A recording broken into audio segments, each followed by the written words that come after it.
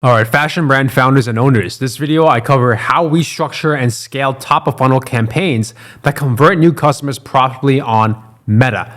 Now, these are the 15 plus fashion brands that we scale, and we have over 14 video testimonials from fashion founders like yourself on the results they get with this campaign structure that I'm about to share with you. And if you want to see all the testimonials, it's below this video. I won't go into depth on each one here. Now, why should you watch this video? Well, in 2023 alone, we made over 39 million in sales from new customers with our campaign structure across all our fashion brand clients. So as you can see here, top right, there's a time frame. Over here in our dashboard, over 39 million in sales. I'm Brandon, one of the co-founders of Digiceptual. We specialize in scaling fashion brands for over 4 years now with Meta ads. So if in 2023, we generated over 39 million in sales, in the past 4 years, we've generated over 156 million in sales from new customers with our campaign structure. So the campaign structure that I'm about to share with you is based on over 156 million in sales generated for fashion brands from new customers. Now, this is for you if your fashion brand does at least 30 to 35K per month online or more, and you want to scale by getting new customers at top of funnel. Now, why does our campaign structure work? Well, besides over 14 fashion brand founders vouching that it works, it's because there are no gimmicks or hacks. The people who relied on hacks and gimmicks get wiped out every few years by changes like Apple iOS 14. Because if your business is so fragile that a few changes to the algorithm completely destroys it, what type of company do you have? In this presentation, I will break down every detail of our structure that have allowed our fashion brand clients to scale profitably no matter what. It's simple to understand with as little buzzwords and marketing jargon as possible. But most importantly, it's actionable for you. Now, an important principle, learning means to do something different when you encounter the same situation. So if you encounter the same situation, but you don't do anything different, you have not learned anything. Now, big problems this structure will help you solve. Your online sales are plateauing or stagnating and you don't know exactly why. You can't get new customers profitably when scaling. Wholesale and retail are a big portion of your business, but you struggle with scaling direct to consumer online. Every time you or your agency tries to scale, your ROAS goes down, which makes you guys scared, quote unquote, to scale. This is what I will cover step by step. Audience exclusion and the campaign structure. So top of funnel creative testing campaigns, top of funnel audience testing campaigns, scaling campaigns, and the MOF campaign. And also, real quick, just to give you some context, we spend on average 96% of our ad spend on top of funnel getting new customers and only 4% on remarketing. So, because again, we are going after new customers. Now, audience exclusion. Let's go into the first part. Since we are focused on getting new customers, above are the audience exclusions we apply to every single top of funnel campaign. I quickly cover this first so I don't repeat exactly what we exclude every single time. First part, on the customer list. Existing customers lifetime, labeled exclude this. Email subscribers lifetime, labeled exclude this V2. Existing customers and email subscriber audiences are lifetime because in Klaviyo, we set up an automatic connection where every time the brand gets a new customer or email subscriber, whether ads or organically, it automatically adds them to these exclusion lists. So the customer gets new customers, whatever source gets added here, email subscribers get added here automatically. Next, anyone who has visited the website in the past 180 days, which is like 6 months. And anyone who has engaged the brand's Instagram and Facebook in the past 180 days. These audience exclusions ensure top of funnel campaigns are 100% going after new customers. Now let's dive into the campaign structure. Our top of funnel campaign structure is broken down to 3 main parts from left to right.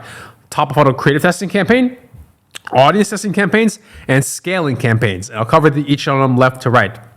First one, top of funnel creative testing campaign. So the setup, ad sets typically 5 to 7, but for the sake of space, I only show 3. Budget, ABO settings for the whole campaign, $20 a day per ad set. Audiences, broad audiences only, meaning we just go after the entire market. So if it's a women's fashion brand, for example, campaign is the United States, then the audience settings would be age, 18 to 65 plus, gender, women, location, United States. Location, 1 country per campaign.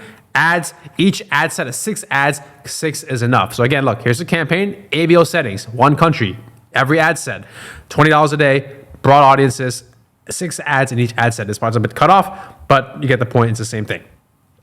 So I cover this campaign first because it's the most important campaign in the structure. We are only testing creatives in this campaign, not copy. Testing copy is explained more in the copy section, which is another video. So we write copy based on what we know works, tailor it to the brand, and keep it the same across all the ads. It's all the same. Now, if a brand has never ran ads before or ads have been off for a while, we only start with creative testing campaigns first to see which angles are converting new customers. If a brand already has ads running before us coming in, we build this campaign and start testing correctly ASAP while restructuring the other campaigns into our top of funnel campaigns covered later. I often see fashion brands not testing creatives at all, or they're testing, but there's no purpose behind their testing. They're just throwing stuff at the wall and hoping something sticks. Then when something sticks, they start scaling it. But when it stops working, they are back to zero because they have no idea why it worked or didn't work. That is what causes inconsistent ROAS and inconsistent growth.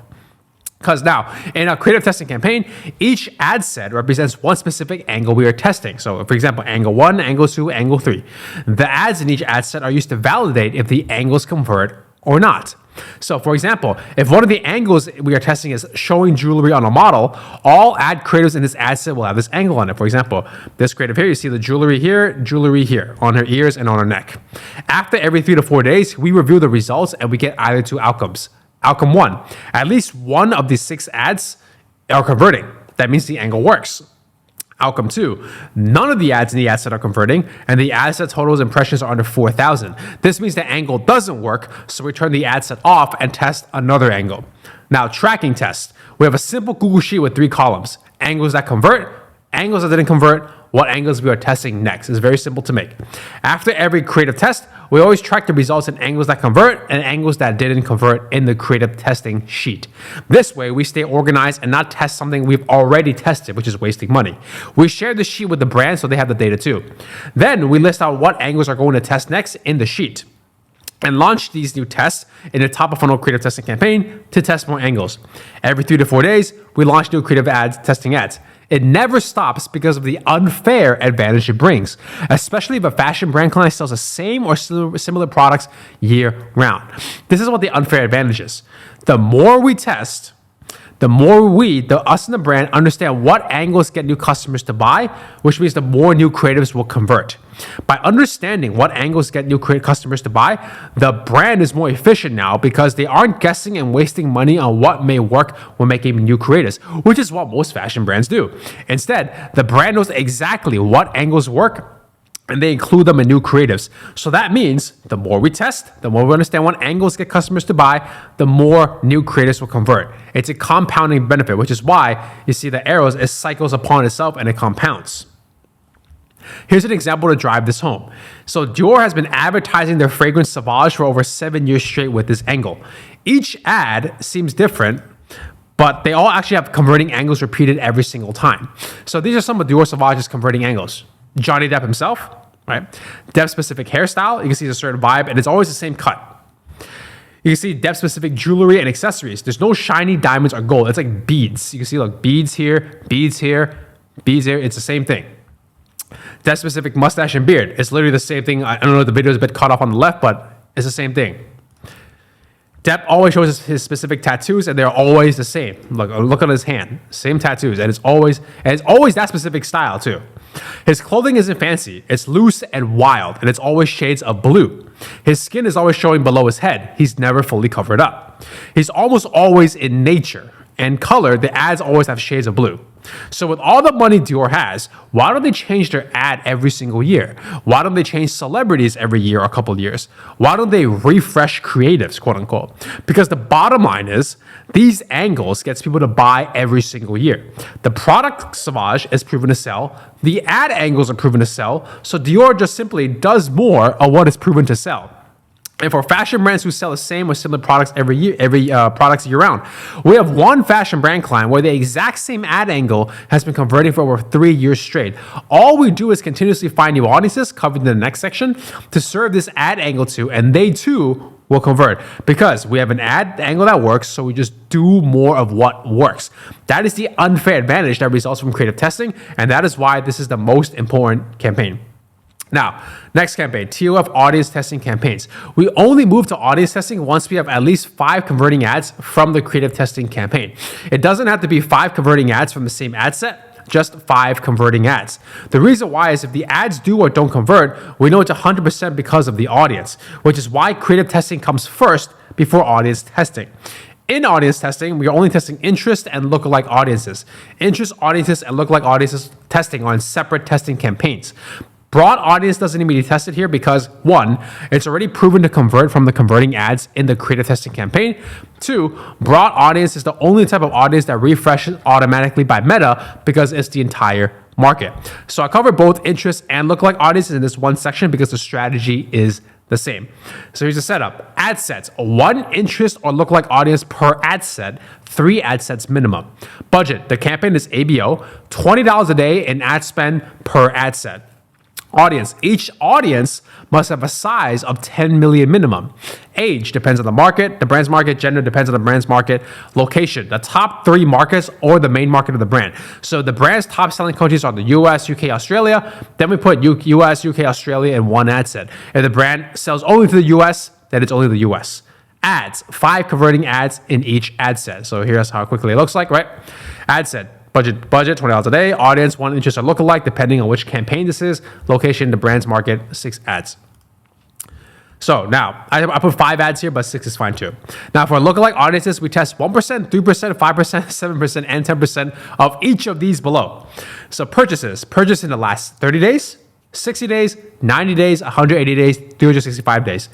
Top 25 purchases with the highest order value, purchased in the last 30 days, 60, 90, 180, 30, 365 days. Now customers, all customers, the top 10% customers with the highest lifetime value and the top 25% customers with highest lifetime value. Now for interest audiences. At this point, with our experience and track record, we know exactly what interest audiences work and don't work in fashion. All we need to know is some details of the brand's target market, and we'll know the right interest audience to use on day 1. Now, these are some proven interest audiences we like to use. Cosmopolitan, the magazine, Glamour magazine, Fendi, luxury goods, not the employers, and YSL, the brand and the designer. Just like creative testing, we test each audience for 3 to 4 days max. Then we get 1 or 2 outcomes. The audience is converting, the audience isn't converting. Now, tracking these tests on the same Google Sheet as the top of funnel creative testing campaign, we have 2 more tabs: interest audience testing and lookalike audience testing. These are the 3 columns, just like creative testing: what worked, what didn't work, what we're testing next.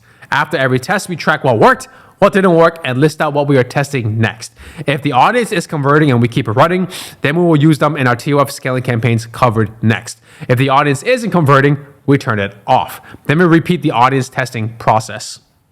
Now, let's cover the scaling campaigns. There are 4 types: Advantage Plus, ASC, interest, lookalikes, and broad. We start top of funnel scaling campaigns once we have multiple converting ads, 5 minimum, and at least 4 converting audiences.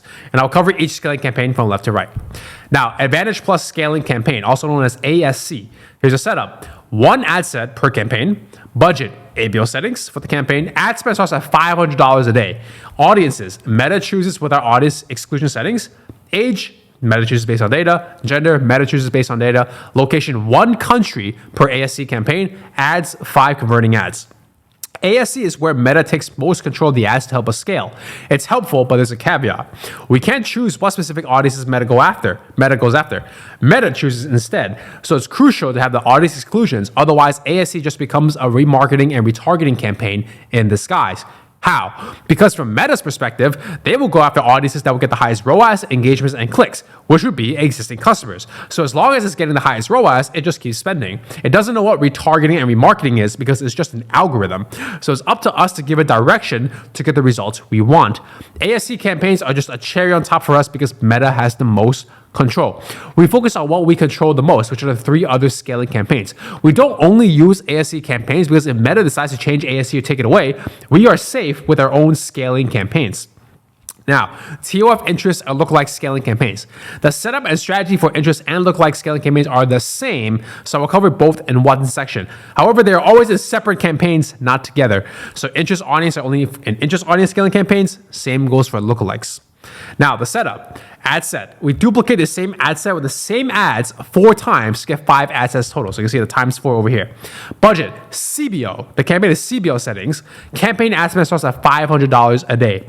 Audiences. Multiple audiences where the total audience size is 50 million combined, or 1 audience alone that's a size of 50 million plus if we are scaling only 1 converting audience. I'll explain this more later.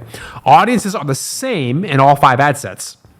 Age depends on the brand, gender depends on the brand, location, one or more multiple countries. Ads, 5 converting ads max per ad set, and ads are the same per ad set. So to clarify audience size, here's an example. Let's say we have 3 converting interest audiences, and each of these have these sizes. Interest audience number 1 is 11 million, number 2 is 15 million, number 3 is 34 million. Since they are each under 50 million, we won't make ad sets for each individual audience because it's too small. So we'd have to combine them in one ad set. So the total size is now 60 million, which passes our requirement of 50 million. So now, let's say we have one converting audience, which is Cosmopolitan. Its size is 60 to 71 million alone, as you can see here. So if we want to, we could just make an ad set with just Cosmopolitan because it passes our 50 million requirement. However, what we usually do is just stack all audiences in the ad sets to keep it efficient. So for example, here, I'm just stacking. So you see Cosmopolitan and Glamour, it's just stacked in one ad set. Even though each may already be over 50 million by themselves, right? So like Glamour is 65 million, Cosmopolitan 60 million, that's okay, we stack it. So when we get new converting audiences, we do either 2 things. Add it to the existing scaling campaign if it's still scaling, or 2, make a new scaling campaign if the existing scaling campaign isn't scaling anymore. Now, why do we duplicate the same ad set with the same audiences with the same 5 ads 4 times? This has to do how Meta actually serves ads to an audience, whether it's broad, interest, or lookalike. So let's take Glamour magazine as an example. The size of the audience is 65 to 77 million, but this doesn't mean Meta will serve ads to everyone in the audience size. What Meta really does, is this. Meta segments the entire audience into different parts that it thinks will do the intended action, which is to buy, based on the amount of data a brand has. So I just made 25 segments as just an example. So one segment contains 3 million people. Then Meta will serve ads to different segments of the entire audience once ad sets are launched. Let's say Meta always serves 5 segments. Here's how it will look like. One ad set can be served these 5 segments in yellow. But then another ad set may be served 5 different segments. That's how Meta actually serves ads to audiences. Not knowing this, many fashion brands make this mistake. They duplicate their original converting ad set, turn off the original, and increase the budget of their duplicate ad set, thinking it will scale in the same audience, only to realize the duplicate ad set doesn't scale, and they're confused because everything looks the same. So they think this is what happens, right? They duplicate the original ad set, and they think it will get the same segments. But what really happened was a duplicate ad set got different segments, and those segments happen to not convert. So since we know that's what Meta does, we want multiple ad sets launched into the audience segments to get the ones that convert. Now, why specifically 5 ad sets? Well, we've tested numerous ad sets like 3, 10, etc., and just found that 5 always gets the best results. We first duplicate the ad set until we have 5, then we launch all of them at once. So in reality, it can look like this above with the 5 ad sets.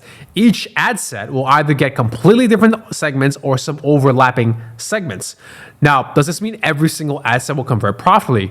No. Why? Because not all audience segments will 100% convert. Again, it's just what Meta thinks will convert based on data. So one ad set may be converting, but the ROAS isn't profitable because it has more segments that don't convert than ones that do. So let's say ad set 1 and 5 are the ones that are converting at a profitable ROAS. It may well be that ad set 1 and 5 got many segments that do convert, not ad set 2, 3, or 4. And that's okay, because now all we do is scale 1 and 5 and turn off the other ad sets. Here's how it looks like in the ad account. So, okay, there's a bit zoomed in. I mean, it cuts out, but you see, if you just zoom in here on the left, out of the 5 ad sets we have in this campaign, the 3 in the red box are still getting orders at a target ROAS to this day. So you see, look, 3.88, 4.73, 3.66. Right? Which means they got many audience segments that convert. So we just turn off the other 2 ad sets that weren't converting early on. So the ad spend only goes to the ad sets that are. So look, these have been off, right? There's nothing's running here, no spend. And the top 3 right here are the ones that are winning.